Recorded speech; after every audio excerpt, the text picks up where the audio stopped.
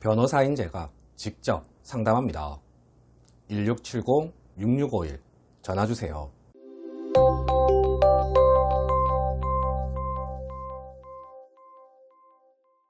안녕하세요. 노태불 변호사입니다. 다들 아시겠지만 저는 제가 직접 상담하고 있습니다. 상담을 직접 하는 게 솔직히 쉬운 일은 아닙니다. 다양한 분들이 계시고요. 여러 경험들을 하게 되는데요. 오늘은 이 상담 사례들 중에서 제가 개인의 생 불가능합니다 라고 말씀드렸던 사례들을 소개해 드리겠습니다. 참고로 저는 개인의 생이 기각될 사건은 처음부터 아예 수임을 하지 않습니다. 어떤 곳에서는 된다고 하고 어떤 곳에서는 안 된다고 하는 분들은 저와 상담을 해보시기 바랍니다. 정확하게 말씀드리겠습니다. 첫 번째 사례입니다. 소득과 관련된 사례인데요. 특히 개인 사업자분들의 경우에 해당되는 내용이겠습니다. 저와 상담하시면 제가 쭉 질문을 드립니다. 질문은 채무, 소득, 재산으로 나누어서 드립니다.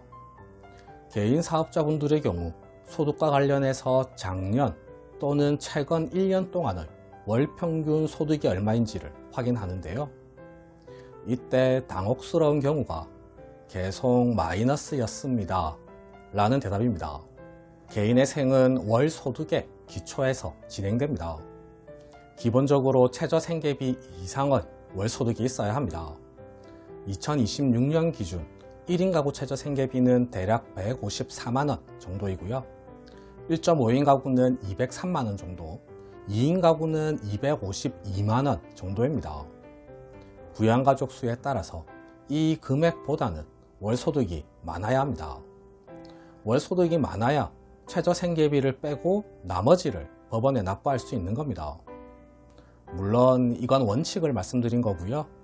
사안에 따라서 최저생계비와 비슷하거나 또는 최저생계비보다 조금 적은 경우에도 개인회생 진행이 가능한 경우가 있습니다. 그러나 이건 예외적인 경우이고요. 원칙적으로 최저생계비보다는 월소득이 많아야 합니다. 그런데 월소득이 아예 마이너스라고 하시면요. 개인회생 자체가 불가능해지는 겁니다.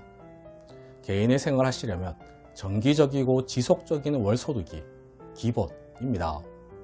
이런 분들의 경우 사업자 등록은 폐업하시고 직장을 구하셔야 하겠습니다.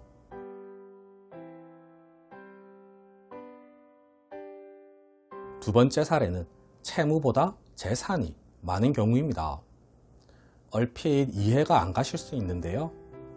부동산이 있으시거나 거주지의 보증금 액수가 크거나 개인 사업자분들의 경우 사업장 보증금 금액이 큰 경우 가능한 얘기입니다.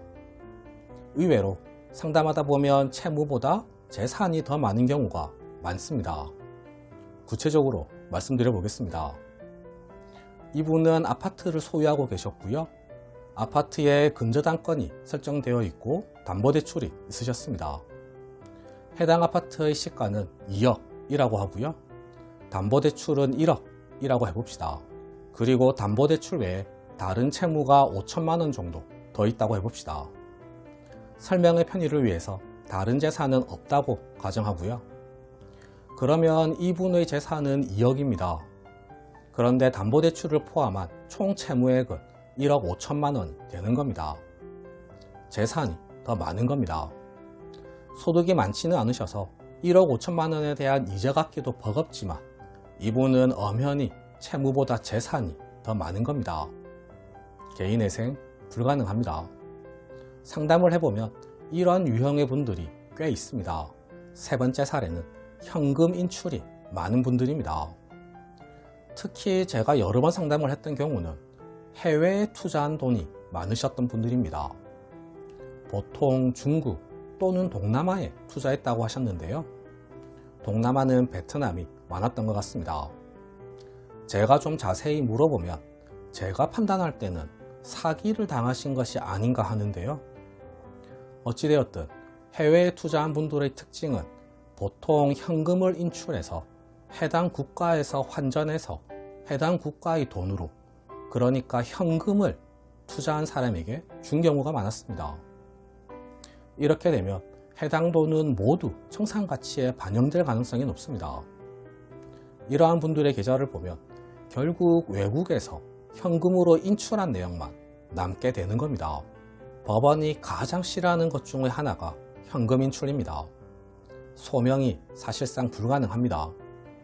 청산가치 보장의 원칙, 채무자가 가진 재산보다 총 변제금이 더 많아야 합니다. 그런데 현금으로 인출한 돈은 청산가치, 즉 채무자의 재산으로 인정될 가능성이 매우 높고, 이 돈이 많으면 채무자의 소득으로 청산가치보다 더 많이 갚는 게 불가능해지는 겁니다. 이러한 경우 실제 있었습니다. 잊을만 하면 꼭 이런 전화를 받게 되는 것 같습니다.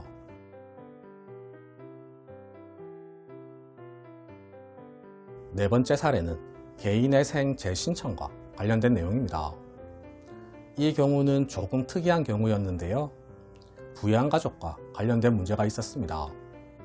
과거에 개인회생 할 때는 배우자와 미성년 자녀를 양육하고 있었는데요. 지금은 배우자와 이혼하고 미성년 자녀는 이혼한 배우자가 양육하고 있었습니다. 그리고 양육비는 지급하지 않는 것으로 이혼을 했다고 합니다.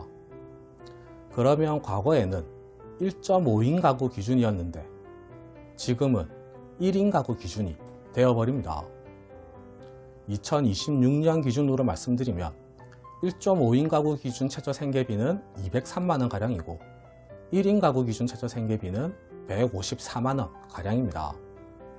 49만원 차이가 납니다. 이 말은 월 변제금이 49만원 증가한다는 얘기입니다. 그래서 지금 진행하고 있는 개인회생을 그대로 계속 하시라고 말씀드렸던 적이 있습니다.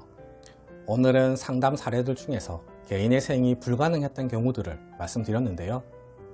이렇게 불가능한 경우는 불가능하다고 말씀드립니다. 그러니 의심하지 마시고 상담을 해주시면 되겠습니다. 간혹 제가 전화를 받으면 아주 의심스러운 목소리로 진짜 변호사냐고 하시는 분들이 계시는데요. 제가 맞습니다. 네, 오늘 준비한 내용은 모두 말씀드렸습니다. 궁금하신 점이 있으시면 댓글에 남겨주시거나 전화주세요. 제가 직접 상담해 드리겠습니다. 이상 노태부 변호사였습니다. 감사합니다.